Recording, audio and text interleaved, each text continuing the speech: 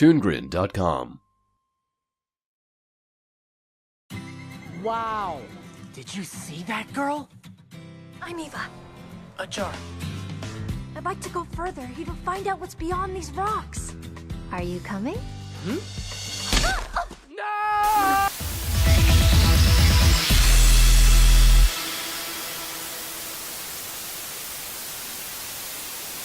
Hello and welcome to Watchin' Stuff, the show about watching stuff.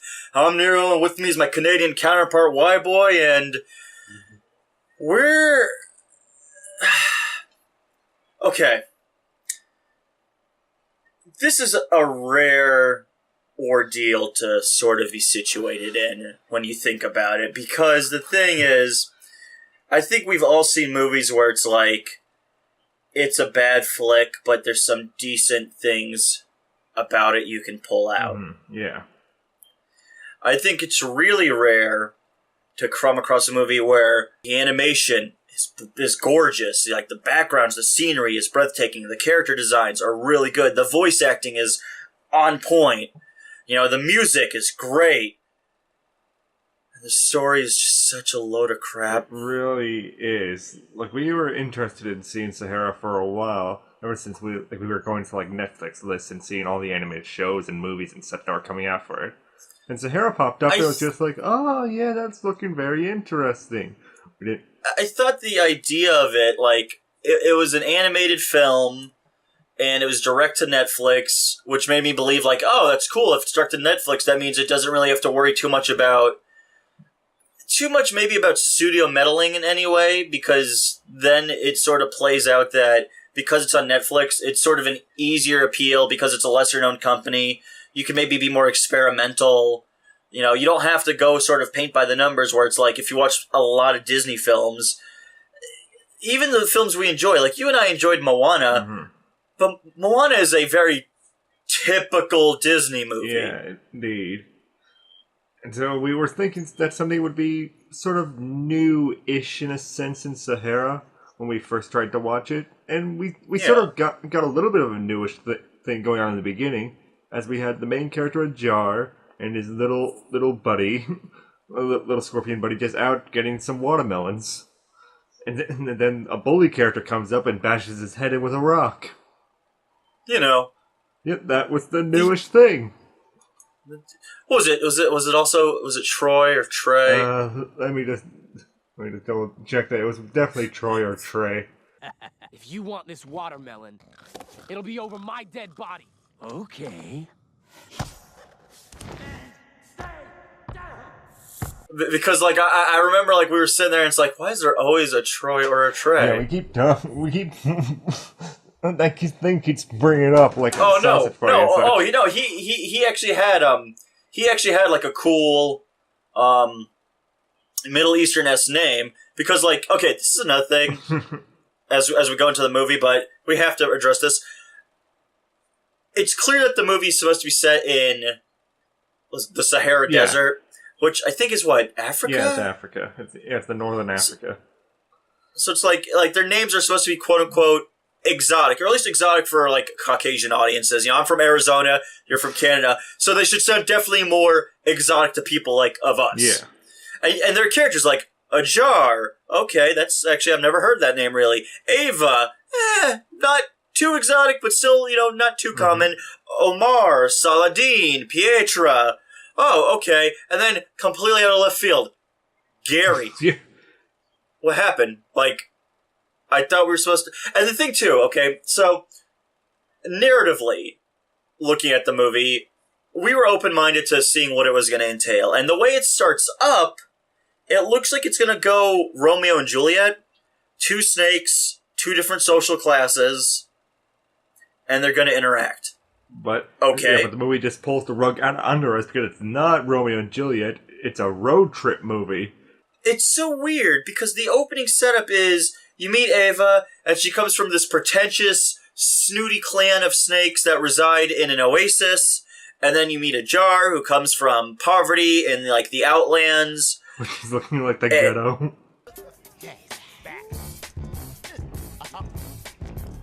My eyes filled with sand. face in the wind, keep moving, understand. Even if they say, hey, kid, don't try to can. As long the world may be, I'll be the man. Never judge a book by its cover. When the hook with it, brother, new ruler, you'll discover. Sound shower, these beats, feeling sour. Speak louder, the power with the gunpowder. Literally sounding like a ghetto in there, like it's putting like a sort of a beatbox beat in the background of everything. Well, yeah, wasn't it? And then, like, yeah, like he's got like the one gang of snakes that like bully him, and that's the thing is like, oh, okay, so the way this is going to be is that we have these two different ideologies. You know, these two different social classes look down on each other differently. So there's going to be a conflict of interest there, and we're going to go somewhere with that narrative, kind of like, you know. Maybe not even necessarily Romeo and Juliet. Well, Romeo and Juliet in the sense that it was a boy snake and a girl snake, but the idea is that, you know, you have these two people from two different social classes, which in a lot of ways is also kind of like Aladdin. Mm-hmm, yeah. And it's like, oh, okay, we're gonna go from there, we're gonna do something with that. And all of a sudden, Ajar meets Ava for maybe a good total of like 4 or 5 minutes. And she gets taken by a snake charmer.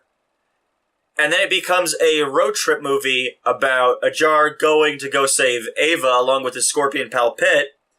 And then for some really weird reason, the movie feels the need to put Gary into the forefront. And Gary's supposed to be Ava's, I guess, younger brother, who's it's not pot. Yeah, he is an active user of pollen. Yeah, okay, but so that makes it cocaine? Yeah. Because he snorts it? Yeah, snorts it, sniffs it, and all that, but he's definitely the druggy brother. Okay, see you later, guys. Oh, you're going out again? Yeah, the guys are waiting for me. And, what are you gonna do? The usual. Nothing. Gary, won't you at least take off the wig? I mean, really, Yeah, it's been love you too, Dad. See ya. Yeah, like he's supposed to be a typical surfer-esque archetype that wants to get high. But instead of, like, doing pot, he snorts pollen from, like, flowers. So the joke is that you have basically a cocaine addict traveling with a jar to go save his sister Ava, and Gary has, like, no sense of urgency. Yeah, he does not really care at all for Ava at all. Yeah, like, he doesn't really care if she lives or not. He pretty much just constantly boasts about, like, do you know who my dad is? To like... Yeah, that's sort of like get away with that things. prissy sort of mindset that was supposed to be shown in the first 10 minutes of the movie. And then it sort of all dissipated just to leave Gary there. Well, yeah, like, they established, like, when Ava complains with her dad how she's sick of being forced to reside in the Oasis. She's not allowed to leave. It's very Jasmine-esque. Yeah. Where Jasmine wants to, like, leave the palace and see the rest of Agrabah. And then Gary just sort of shows up, and he feels really out of place, honestly. Like, whoa, what's going on? I'm wearing a wig. Where did I get this wig? He wears, like, a Donald Trump hairpiece for some reason. I don't know what the joke is exactly. I guess because he's a snake and snakes don't have hair. Maybe he was supposed to look more like a bleach blonde. I think it's supposed to be pushing towards, like, the surfer dude sort of motif as well. That was just sort of like, whoa. But, like, in the context of the film... It makes no sense. Where does he get a wig? Like, is there a snake that specializes in making wigs for snakes? That would be funny if there was just a snake going around with a bag just filled with wigs. So, then the idea from there is, after Ajar meets Ava, for some reason they're smitten with one another, which is weird because they really don't have any scenes that build up any sort of relationship outside of these two characters just interacted. Well, there was that really romantic scene where they both jumped off a cliff and just got pulled by rapids. Yeah, when they were trying to escape the birds that were trying to, like... arrest them. Drag them back. Yeah. Yeah, birds are cops, by the way. Like, they serve, like, the wealthy... The wealthy snakes, even though birds... Family, but... birds, like hawks, eat snakes. Well, it's not even that. Take it a step further. They drop that plot of the birds chasing them after they crash in the desert. Yeah. Like, if you think about it, like... Ajar abducts Gary and threatens to poison him. and then he and Pitt get on the one bird, and they fly out into the desert. And then after they crash that one bird because Pitt accidentally poisons him, but instead of killing him, Pitt's scorpion venom just knocks him unconscious because it works like a tranquilizer dart. Ha ha ha ha ha. And after they crash that bird, they just leave him in the desert, and it's never addressed again, even though earlier at the beginning when they first abducted that bird, the chief of the birds flat out had stated, we're going to track them down. What do we do, Chief?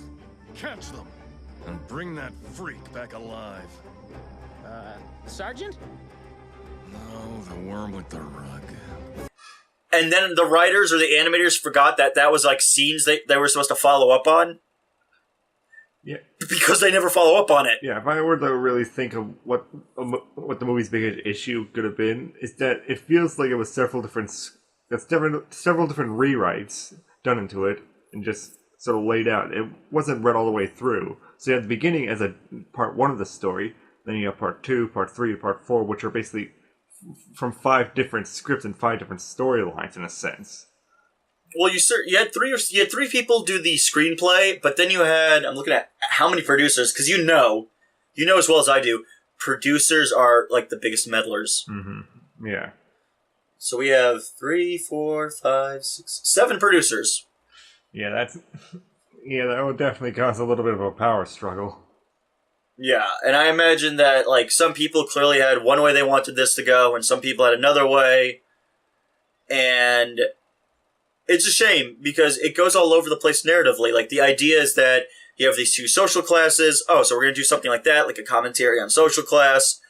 No, that gets completely tabled. It's irrelevant. Then it turns into a road trip movie. Yeah, where the social classes are now having to work together to reach a common goal, which could have worked, but it feels a little bit too... It just doesn't really... Disjointed. Disjointed in a way, because it doesn't really flow with what we've seen before.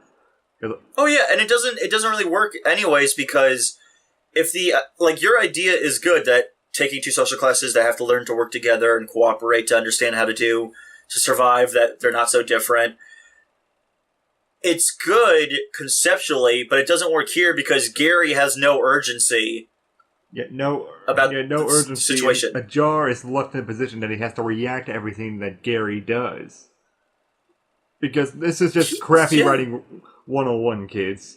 When you have just basically your stupid I'm a stupid bro character causing all the issues, the audience more just sort of puts on that character that we don't like him because he's causing all the issues. Like a Jar's really doing nothing for the entire movie besides reacting to Gary and all of his well, because like most of the problems seem to be that it's not that the trek is hard, it's that Gary is a burden making the trek hard.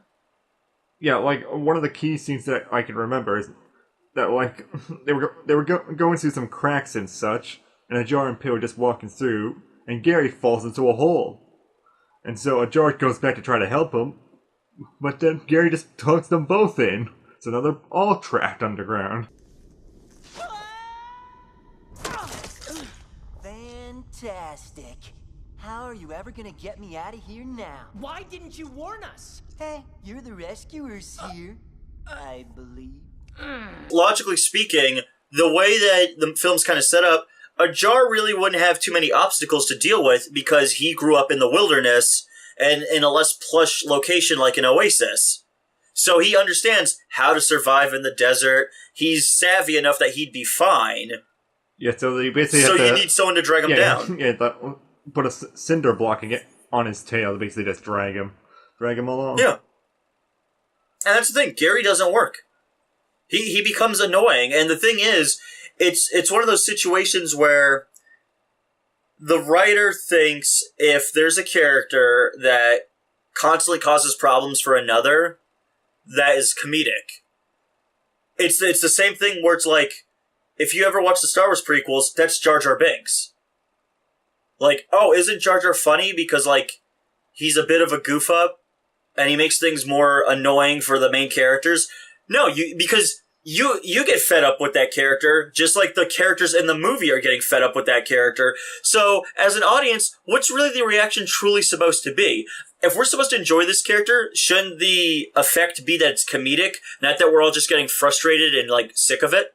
Yeah, exactly. And shouldn't the main character also be experiencing what the writer wants? Like, some sort of enjoyment from the antics of the comic relief?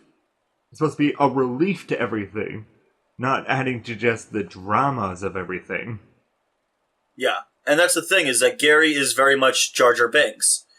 And I'd argue even more so, because at least Jar Jar was downplayed eventually, even if he was annoying as hell in episode 1, whereas Gary is constantly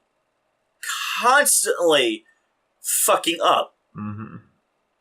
I mean, at one point, They managed to find a car that a bunch of tourists were on, and the idea was that Gary, Pitt, and Ajar were going to slip on the truck.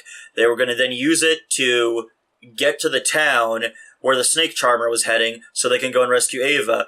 But because Gary has such a horrible fixation with his fucking cocaine addiction, he starts snorting some flowers he sees, and the two snakes get thrown out into the middle of the desert, and Gary basically just puts it all on a jar that's like, oh, well, you know, if you weren't such a screw-up or your friend wasn't an idiot, you know, your little scorpion dude is probably going to be dead, by the way. This is all your fault. True that. Since the beginning, you've been nothing but a giant pain in the tail. It's true. I wasn't very helpful. And now my only friend is getting crushed. Yeah, probably. Gary is that annoying character where it's like, the film couldn't naturally design any sort of obstacles to occur.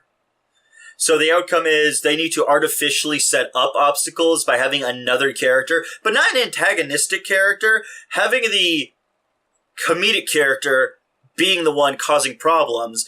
And they don't seem to realize that's not how you do these kinds of stories. No, not at all. Like, if Omar was the obstacle because he's the snake charmer, he abducted Ava, that would make sense. But not only is Omar not really a villain, he's a snake charmer. He's a dude just doing his job. Yeah, and everything that he does is just usually what sort of normal snake charmers do. Even down to the fact that he just skins snakes that that are useless to him. Yeah, and then he turns them into, like, belts and he sells them. Because that's what he does to make a living. It's not out of a sense of... Gotta kill all the snakes. Yeah, it's not a sense of maliciousness. No. It doesn't work. Like, honestly, Gary comes off more malicious because Gary is such an asshole. Yeah, I was going to disagree with you. Like, definitely Gary comes off as the antagonistic character in all of this. And he's supposed to be like that comedic antagonist. Like how in love stories, the boy and the girl are sort of antagonists of each other, as that's what the main drama is. In this story, he was supposed to be the comedic relief, but in the end, he was written as sort of the comedic antagonist of everything. Well, like, the way you explained it, that's like Princess and the Frog, because, like, Naveen is out with Tiana, and at first they don't like each other, obviously. He's a snobbish prince, she's a hardworking girl from the city. But obviously, as the narrative progresses and they go on, they get to know each other, understand each other better, and grow as people. Mm-hmm. That's a natural narrative thing. And then the comic relief is like Lewis, the big crocodile that plays a trumpet. And that works, but in here... there's no growth of character between anybody. There's no growth of character between Ajar and Pitt. You know that they're best friends because that's the archetypes that they play. And they basically just state that. We don't have anyone but each other. No. Don't do that. And I'm really getting sick of these tropes where it's like, one friend goes to do something and the other friend feels horribly obligated. I'm not planning on dying with you, you know. You don't have to come with me. And you're not gonna make me. No one is ever gonna make me! All right, come on, wait for me! They couldn't just actually, want to help or anything. They always had to just go, oh, we shouldn't really be doing this, but I'll just come along anyways. Oh, I'm nervous. No one, like, yeah, that's like some Scooby-Doo level shit, but that excuse is that was like in what, the 60s or 70s? Yeah. So, like, it was old and different. By, like, 2017, I'd like to think narratively we found new methods of telling stories and better methods of telling stories. Yeah, there's more of a variety of how somebody can react to that. Yeah, instead of just having, like, the friend that's timid. Yeah, like, the friend could basically say something like, oh, we shouldn't do this, but I'll help along anyways. Like, just being the one that's actually trying to be supportive, rather than just always just the timid friend who's apprehensive to everything. Yeah, and that's annoying. It's really annoying. For something that's supposed to be a love story, it's... a terrible love story. It's funny, like, you and I were having this discussion a while back where we were like, man, you know what? Disney movies really feel like it's hard to make the relationships feel genuine. Like Anna and Kristoff, we saw that movie and we were like, really? Yeah, they sort of just get off together. Yeah, they sort of shack up and it's like, okay, I didn't feel anything, but yeah, they just seem like they could be friends or something, not just boyfriend and girlfriend that they're spending a night together. But this one felt like this is like arguably one of the worst ones, because like at least with other with like older Disney films, like I'm sure you've seen Snow White and Sleeping Beauty, right? Yeah, like it's the old-fashioned fairy tale is that, someone will hurt you, but someone will eventually come along and they'll be your knight in shining armor, they'll help you, they'll save you. Yeah, so that through line sort of makes sense to why those sort of relationships would be able to be attachable as an audience member. Yeah. Here, what do we have to attach to? A jar lost Ava just after, like, the 2 minutes of being together? Yeah, like they meet each other, pretend to be the snake of each other. One pretends to be like an oasis snake, one pretends to be a desert snake because they hate their situation. Again, and then you think, oh, maybe it'll be like Prince and the Pauper or something, where they like, sort of switch it up a little bit. And then they get chased by a bird, fall into water, their mud and like stuff they put on them washes off. They realize each other are different snakes from different things, and then Ava's abducted, and it becomes a road trip movie. That's very apropos that basically, as soon as the mud washed off from their bodies, it changed movies completely. Yeah, it's almost like it's washing away whatever story they were setting up to do something else entirely different. Yeah, exactly. And then they don't even follow up on stuff they do set up, like a jar can't swim. Never followed up on. They're in the desert throughout the entire rest of the movie. When's he going to swim? And that's the thing. It's like, why bring up something if you're not going to address it later? What's the point? It's a movie of Chekhov's guns. Like, the only thing that they actually followed up on, which is really awkward, is there's a part where a jar is trying to get inside a building and he needs Gary's help, and Gary decides not to snort coke.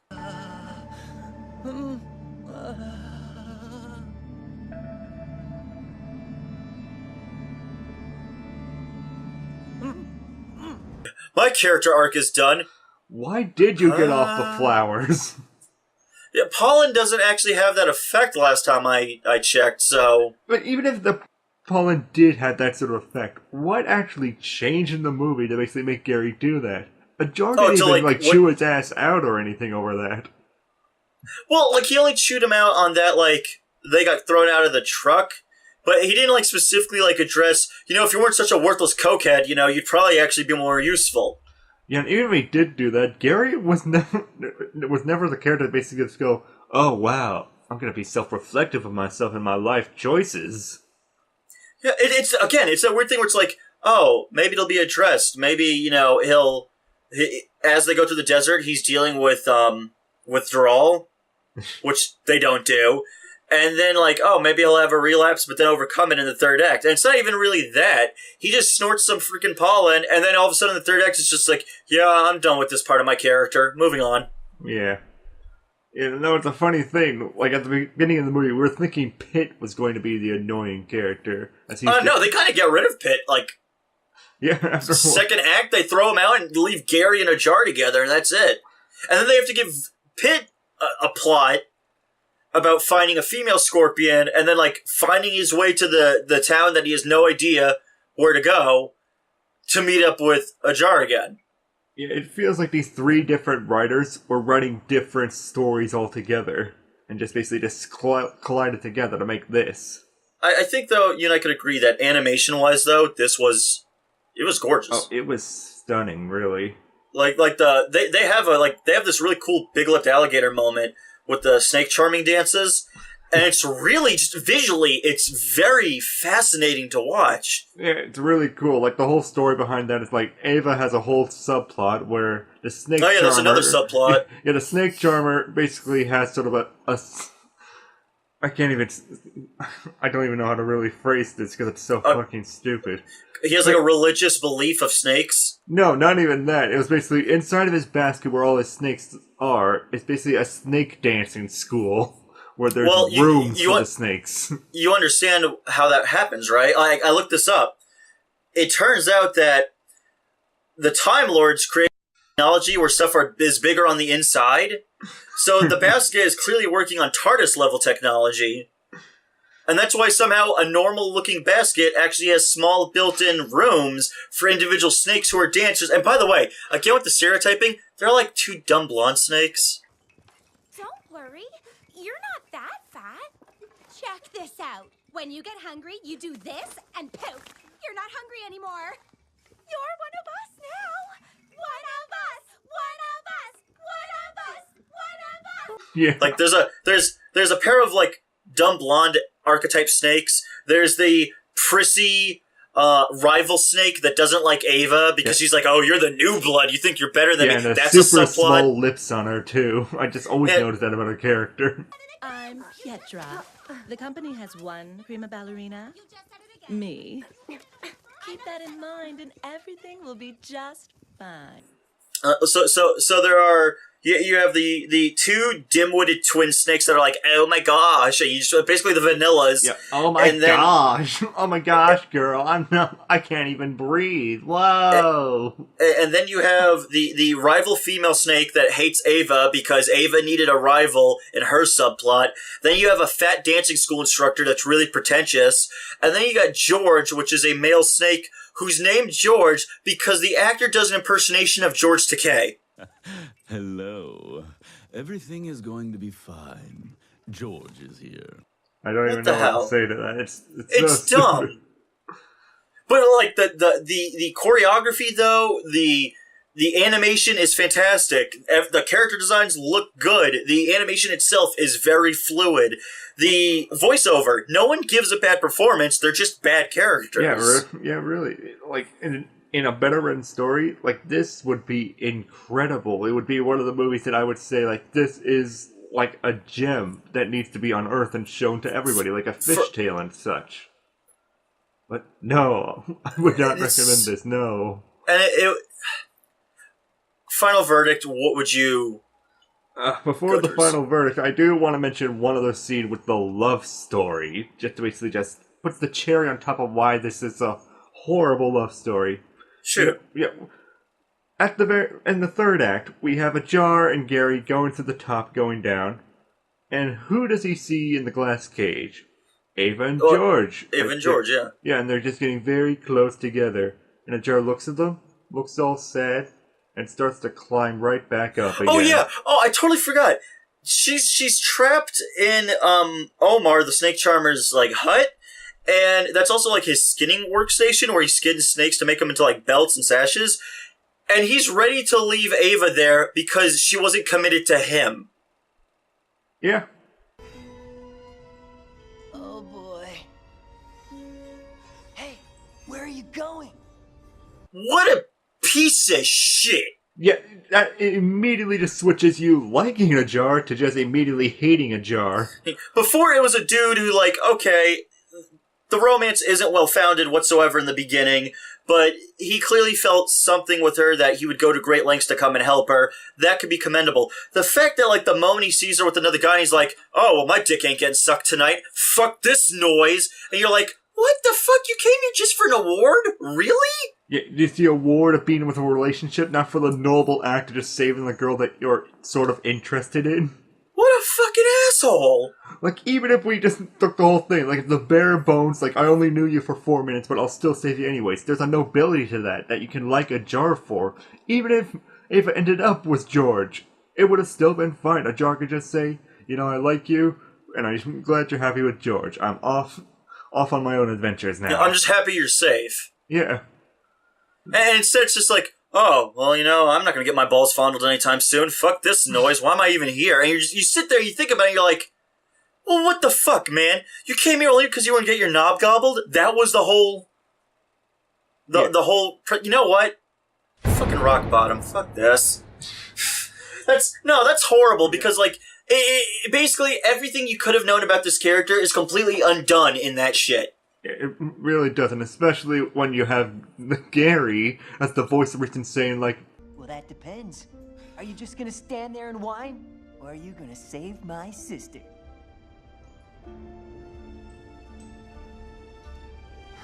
Did you put up with me all of those miles for nothing?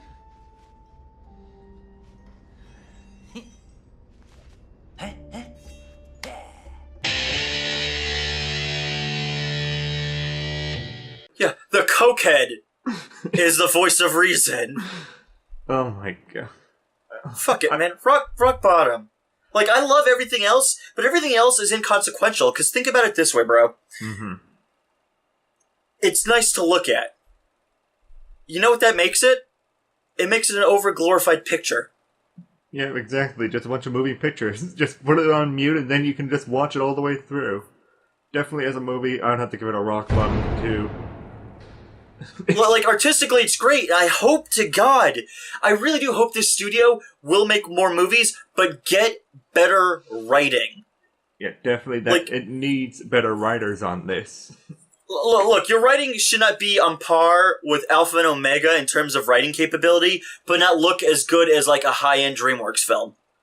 Yeah, really. And it's very sad that we could make those sort of comparisons. Alpha and Omega was a better Romeo and Juliet story than this. And that one looked like shit, too. Yeah, well, the first one was basically, like, sea level.